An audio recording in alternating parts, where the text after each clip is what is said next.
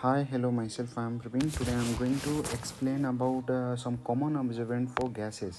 जैसे केमिस्ट्री में हम देखते हैं ना, बहुत सारे गैसेज होती हैं। बहुत सारे गैसेज को कौन सा सॉल्यूशंस होता है ना, वो ऑब्जॉर्व करने के लिए काम आता है। कौन सा सॉल्यूशंस उस गैस को एडजॉर्व करता है। एडजॉर्व यहाँ एब्जॉर्व नहीं है, एडजॉर्व मतलब उस पर कौन सा गैसेज एडजॉर्व हो जाते हैं, उसके अटैच करते हैं, है ना।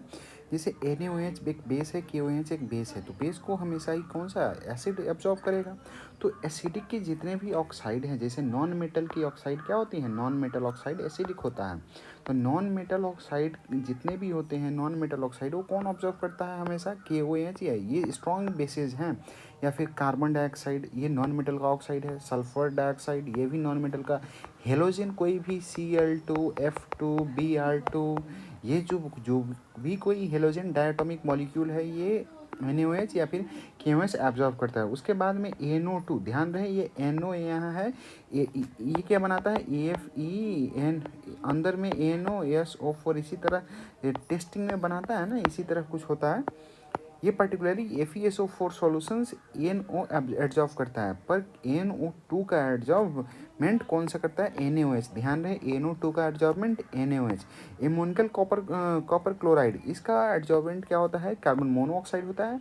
एसिटाइलिन होता है, उसके बाद में ऑक्सीजन एसिटाइलिन और कार्बन मोनोऑक्साइड, ये तीनों का एब्जॉर्बेंट होता है।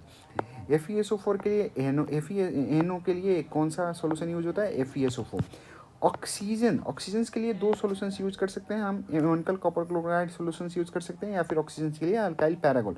सबसे बेहतर अगर सिंगल चॉइस में ऑप्शन आता है तो ऑक्सीजन के लिए अल्काइल पैरागोल, या फिर कार्बन डाइऑक्साइड के लिए NaOH सॉल्यूशंस भी यूज कर सकते हैं। कार्बन डाइऑक्साइड के लिए अल्काइल पैरागोल सॉल्यूशंस भी यूज कर सकते हैं। अब इसमें मल्टीपल चॉइस क्वेश्चंस में आ गई कि NaOH हीटेड पैलेडियम या फिर alkyl pyrogallol and FeSO4 solutions for carbon dioxide. तो carbon dioxide alkyl pyrogallol and NaOH solutions, then after oxygen के लिए alkyl pyrogallol and ammoniacal copper chloride solutions, then after heated palladium के लिए कहीं भी ये यूज होता है एक hydrogen adsorbed on the heated palladium. इसमें क्या होता है ना, जीरो ऑर्डर रिएक्शंस होता है ये, ठीक है। Heated magnesium calcium carbide and aluminium, ये सब N2 के साथ ये साइनामाइड बना, ये कैल्शियम CaCN2 बनाता है, साइनामाइड बनाता है। और ये क्या आपका अल्युमिनियम नाइट्राइड बनाता है, मैग्नीशियम नाइट्राइड बनाता है ना। N2 को एब्जॉर्ब करने वाला कौन सा, N2 गैस, नाइट्रोजन गैस को ऑब्जर्व करने, कैल्शियम कार्बाइड ले लो या फिर अल्युमिनियम नाइट्राइड ले लो, या अल्युमिनियम एब्जॉर्ब करता है या फिर मैग्नीशियम। ये सब हाईली रिएक्टिव होते हैं एथी से। कॉन्क H2SO4 ये एक्चुअली डिहाइड्रेटिंग रिएजेंट है, मॉइस्चर को हटाता है।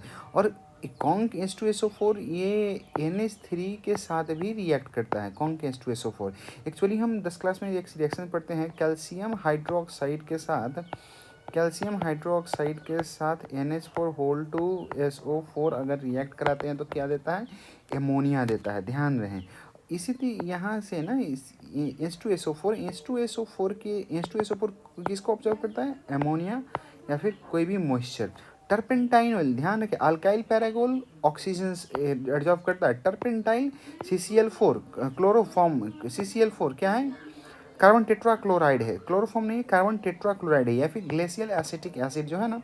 तो turpentine oil carbon tetrachloride and glacial acetic acid, ये किसको ऑब्जर्व करता है, ओजोन को। ध्यान रखें, ओजोन का डिस्ट्रॉयर क्या है, CFCl3 है। ओजोन को डिस्ट्रॉय कौन करता है, सबसे मेन रेफ्रिजरेंट रिएजेंट क्या है कि CFCl3 जो ओजोन को डिस्ट्रॉय करता है। ओजोन को एडजॉर्ब कौन करता है, तो ग्लेशियल एसिटिक एसिड CCl4 और टर्पेंटाइन ऑयल।